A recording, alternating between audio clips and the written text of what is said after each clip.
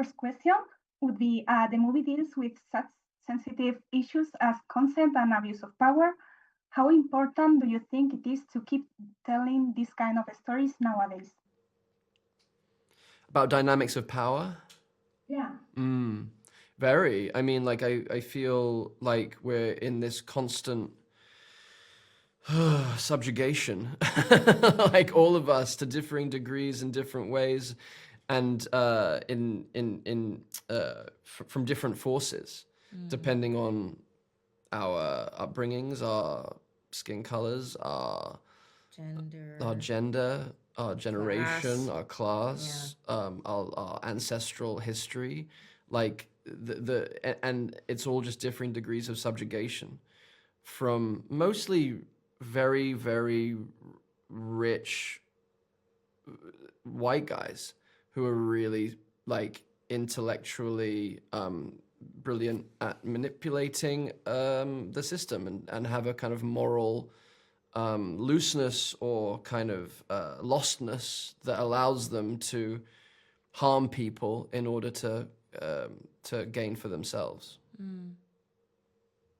That's the culture. I don't know. Eh? Yeah. Eh. Okay. Well, some have called After the Hunt a movie about Me Too, others have labeled it as anti-feminist, and others have said it is much more complex than any of that. How do you see it? I mean, I feel like that's...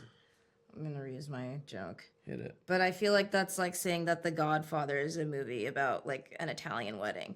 Like there's, I think it's just sort of reductive and sort of doing a bit of a disservice to the self, but also it's like, if that is your takeaway, I mean, I think one of the things I love about the film is that it does feel like a Rorschach test a bit, and it's like sort of a mirror in a really fascinating way. Every person we've spoken to, even on this junket, you can feel that they have a different thing that they're gleaming on, like, you know, glomming onto about the film, or something that's like jumping out to them, or even their reasoning for why they think that a character is doing something. You know that it's connected to their own personal histories. That's just how it is. That's how we all sort of operate. And I think it's really bringing out those things in people in a way that I find like really fascinating. Yeah. Well, there has been some controversy regarding the movie. Do you see it as a symptom of the so-called cancel culture? Is humankind maybe losing the art of conversation? I don't know about the first part of your question, or the cancel culture question. I don't have an opinion on that, but I think what is great about the film is that it is developing conversation for people in a way that I don't know if many films do nowadays. And I think what's cool about it is that there's no consensus about the film. And of course, like, as artists, you know, there's a temptation to want everyone just to have like, oh my God, we love this. Oh, this is what we love. We're gonna love this thing now. And that can feel really, obviously, gratifying.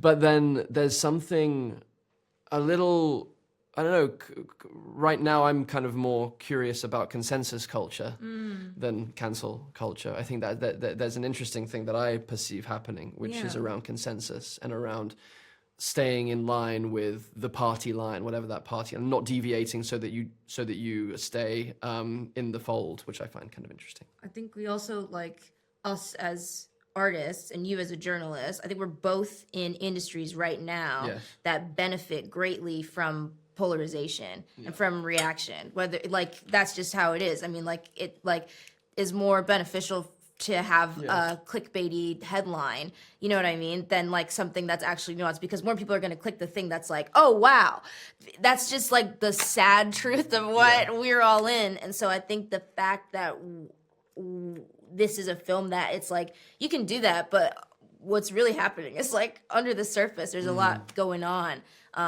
is cool to me and makes me hopeful.